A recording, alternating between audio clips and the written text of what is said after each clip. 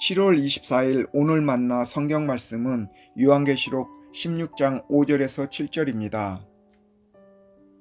내가 들으니 물을 주관하는 천사가 말하기를 지금도 계시고 전에도 계시던 거룩하신 주님, 이렇게 심판하셨으니 주님은 의로우신 분이십니다. 그들은 성도들과 예언자들의 피를 흘리게 하였으므로 주님께서 그들에게 피를 주어 마시게 하셨습니다. 그들은 그렇게 되어야 마땅합니다. 하였습니다. 또 내가 들으니 제단에서 그렇습니다. 주 하나님, 전능하신 분, 주님의 심판은 참되고 의롭습니다. 하는 소리가 울려 나왔습니다. 아멘. 오늘 만나로 만나주시는 하나님을 기대합니다. 자녀를 키우다 보면 훈육이 필요한 순간이 있습니다.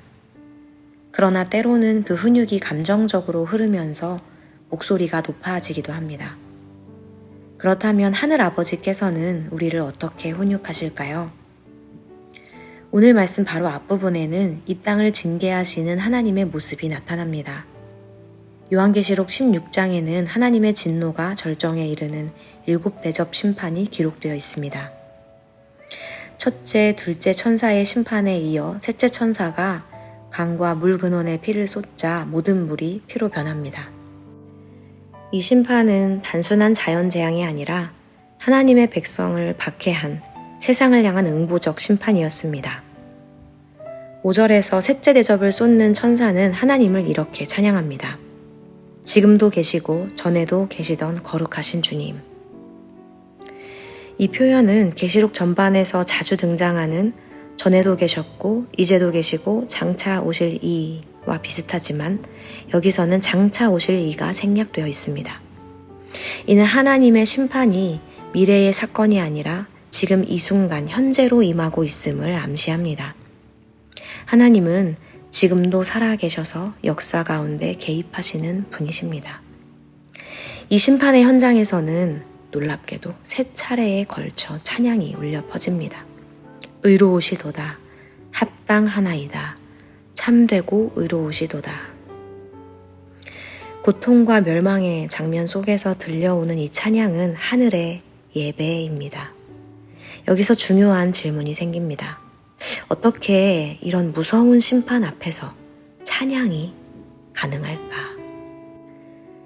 그 이유는 바로 하나님의 심판이 감정적 분노가 아닌 거룩한 공의의 표현이기 때문입니다.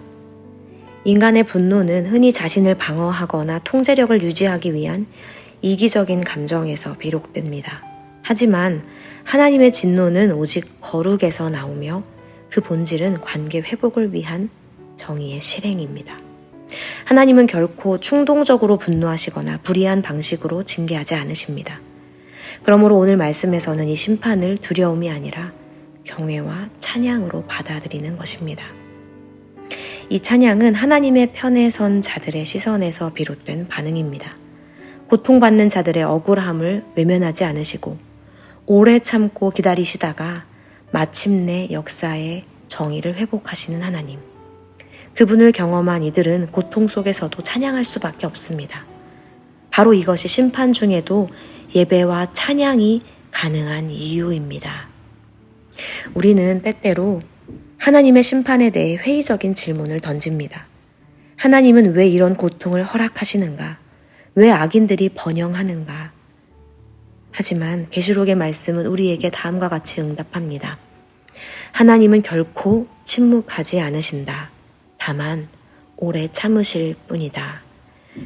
그리고 그때가 차면 하나님은 역사의 불의를 외면하지 않으시고 진리와 정의를 드러내실 것입니다. 사랑하는 여러분, 자녀를 향한 우리의 훈육이 감정이 아닌 사랑의 원칙에서 비롯되어야 하듯이 하나님의 징계 또한 사랑의 뿌리를 두고 있습니다. 히브리서 12장 6절은 이렇게 말합니다. 주께서 사랑하시는 자를 징계하시고 그가 받아들이시는 아들마다 채찍질 하심이라. 하나님의 심판은 멸망이 목적이 아니라 돌이킴과 회복이 목적입니다. 그러므로 오늘 이 말씀을 묵상하며 우리는 두 가지를 기억해야 합니다.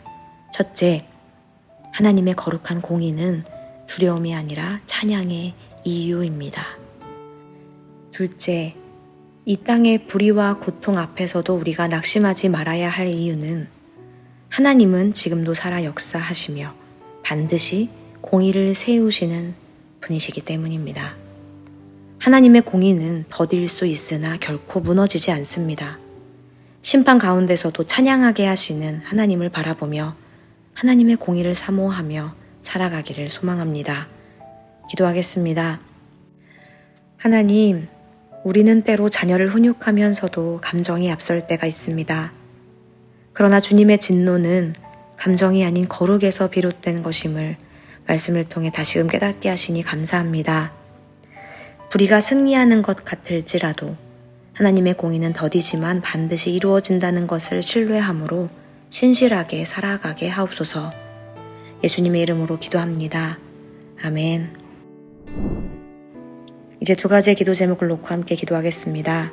첫째로 말씀을 기억하며 기도하기 원합니다. 심판 가운데서도 찬양할 수 있는 믿음을 우리에게 주시고 하나님의 편에 선 백성으로 거룩하게 살아가게 하옵소서. 둘째로 교회를 위해 함께 기도하기 원합니다. 우리 교회가 억울한 이들의 눈물을 외면하지 않으시고 진리 위에 심판하시는 주님의 성품을 따라 이웃과 함께하며 시대적 필요에 응답하는 예언자적 공동체가 되게 하옵소서. 이렇게 기도하신 후에 개인 기도하시겠습니다.